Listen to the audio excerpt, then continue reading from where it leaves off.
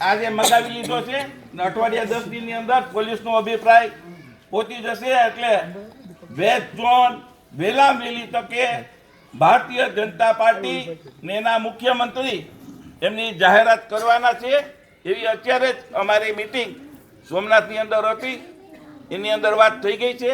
આ બધા મિત્રો જ્યારે વાત કરી છે ત્યારે સરકારની અંદર એ વાત પહોંચાડી છે, વિજયભાઈને પણ રૂબરૂ મળીને વાત પહોંચાડી છે, પણ એમની જે પ્રોસિજર હોય એ પ્રોસિજર પૂરી ન કરીએ અને એકદમ જો વેસ્ટ ઝોન સીધો જ તમે જાહેર કરી દો તો એના ઉપર એ કોર્ટ છે. એટલે પૂરી પ્રોસિજર પૂરી કરી અને તમારી બધાની લાગણી છે, સમાજની લાગણી છે, આપણે સૌની લાગણી છે કે ભાઈ સોમનાથની અંદર વેસ્ટ ઝોન હોવું જ જોઈએ, હોવું જોઈએ ને હોવું જોઈએ. અને તમારી લાગણી સાથે અમે સહમત છીએ અને વહેલા વહેલી તકે આ વેસ્ટ ઝોન જાહેર થશે. અંદાજિત કેટલો ટાઈમ? અંદાજિત કેટલો ટાઈમ? સમય આપી દો. તમે સમય આપો. અંદાજિત કેટલો ટાઈમ? 10 દિવસની ઉપર તો થઈ ગયો.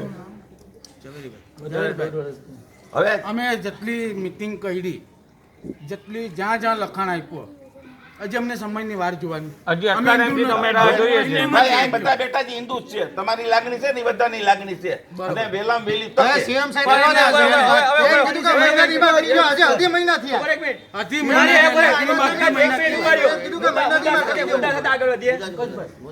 મુદ્દા સાથે આગળ વધીએ. ભાઈ એમાં એવું છે બધાને પાટણની અંદર દુકાન ખોલી એનું વેસ્ટ ઝોન નો ઠરાવ કર્યા પછી નગરપાલિકા લાયસન્સ આપ્યા કે ના આપ્યા કે ભાઈ આપ્યા કઈ આપો છે લાયસન્સ રદ કર્યું છે આજે મને નગરપાલિકાના પ્રમુખ શ્રી જવાબ આપે લાયસન્સ રદ કર્યું છે આજે કેટલી મારી અમારા લોકોની સંગઠનની રજૂઆતો છે શા માટે નથી કર્યું શા માટે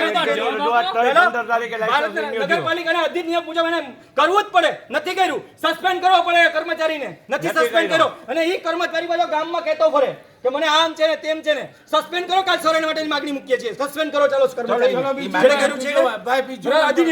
બીજી વસ્તુ આ બીજી દુકાન ખુલી જાય એની રજૂઆત અમે કરી ભારતીય જનતા પાર્ટીના હોદ્દેદારોને એનો ઓપનિંગમાં તમારી પાસે આ વિડિયો ક્લિપો છે પણ આ તો શું છે ક્યાંક ને ક્યાંક ઢાંકીને રાખતા હતા કે ભાઈ આપણે શાંતિથી પતી જાય. આજે હું ભારતીય જનતા પાર્ટીનો કાર્યકર્તા હોવા છતાં આજે આજ હું જવાબદારીમાં તો વોર્ડ નંબર 9 ની આ બેઠકની અંદર જિલ્લામાંથી છતાં મેં આજે જાહેરમાં સોશિયલ મીડિયા કહી દીધું કે હું ભારતીય જનતા પાર્ટીનું કામ નહીં કરું જ્યાં વેસ્ટ ઝોન નહીં થાય. શા માટે તો કે વિજયભાઈ 3 વાર આવ્યા પછી એક કલેક્ટર પણ એક ઠરાવ ન કરાવીએ કે કેમ ના થાય? હવે શૈલેષ વાત થઈ ગઈ ને હવે પૂરું છે. વેસ્ટ ઝોન વહેલી તકે જાહેર નહીં સર બધા ભારતીય પાર્ટી ત્યાં સુધી વિજયભાઈ એટલો ટાઈમ નથી કે એક કલેક્ટર સાહેબને વજનથી કહ્યા કે ઘણા બધી નિર્ણયો લીધા છે ગુજરાત સરકારે કેમ નથી લીધું ના તો અંદર જ્યારે વેસ્ટ ઝોન જાહેર કરશે ભાઈ ભારતીય જનતા પાર્ટીનો મેં પહેલા જ કીધું કે ભારતીય જનતા પાર્ટીના અમે લોકો બધા જ કાર્યક્રમનો બહિષ્કાર કરીશું જો વેસ્ટ ઝોન નહીં કરવામાં આવે તો.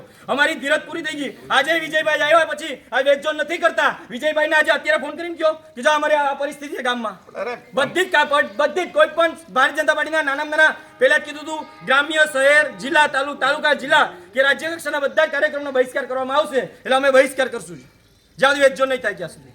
વેસ્ટ ઝોન વહેલી તકે થઈ જશે. અંદાજિત ટાઈમ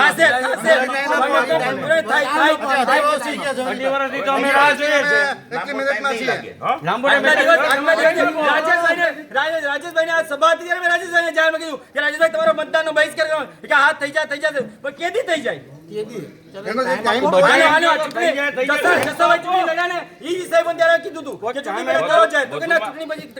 વધુ 2-3 મહિનાની અંદર આ વેસ્ટ ઝોન જાહેર 2-3 મહિના ઠરાવ કરવા માટે 2-3 મહિના જોઈએ. નગરપાલિકા નગરપાલિકાએ ઠરાવ કરેલા ને નગરપાલિકાએ ઠરાવ કરેલા ને જો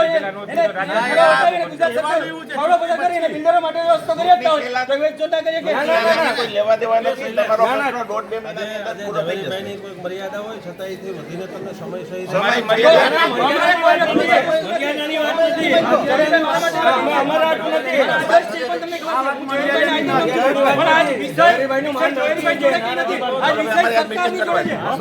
हिंदू में बाल्टी मांग है तो मैं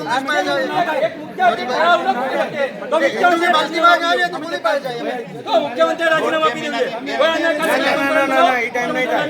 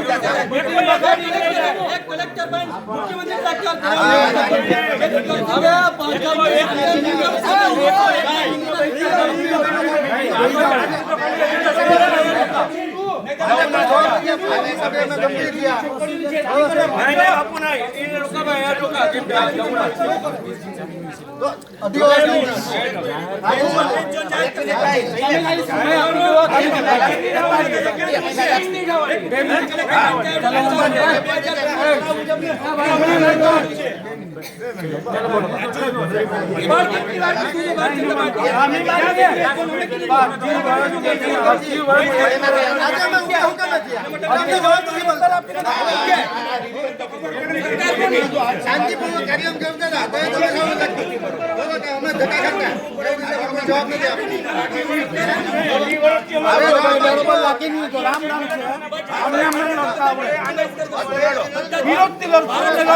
સમાજ કે તમારું નુકસાન બાકી ન થાય ને તો અમે જો અમારું નામ ન્યાય વેચોન કરો બસ અમારી એક જ ખુશી છે વેચોન કરશે તમારા પક્ષમાં બેહો તમારા પક્ષમાં બેસીએ શું વેચોનમાં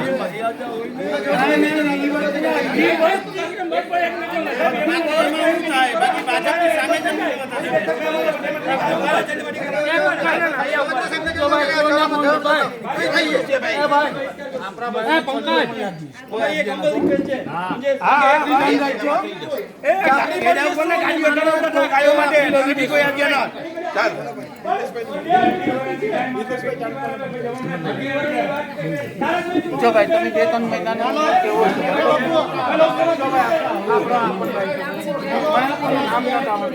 હું તો હિન્દુનો દીકરો છે મને ખબર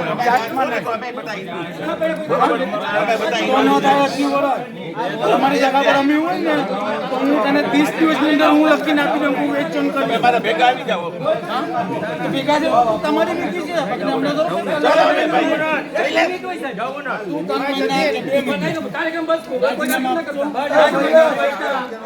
લખી દેશું મીડિયા સાથે આવશું સમાજ હિન્દુના દીકરા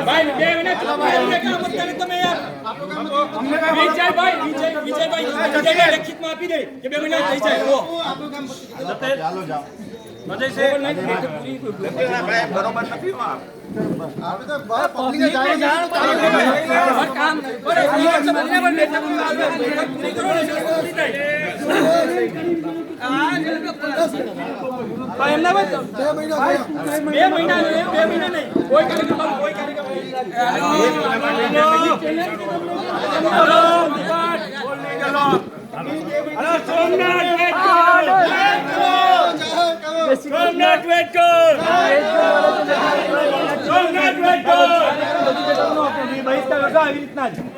બેઠક કે કાર્યક્રમ કરજો બહિષ્કાર તો થશે જ્યાં સુધી વેચો નહીં ત્યાં સુધી બહિષ્કાર થશે કોઈ લાલચ કે કોઈ લાભ નથી સમજી લેજો એક જ ખાલી હિન્દુત્વ માટે કામ કરે હિન્દુ માટે કરશું સોમનાથ વેચન જય કરો સોમનાથ વેચન સોમનાથ વેચન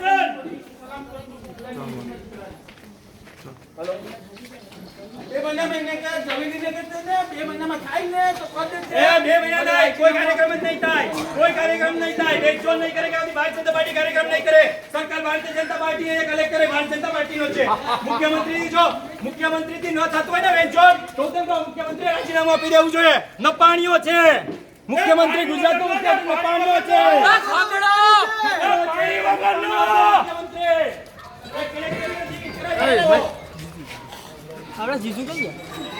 ભાઈ જીસુ તમે ખોવાઈ જતા ને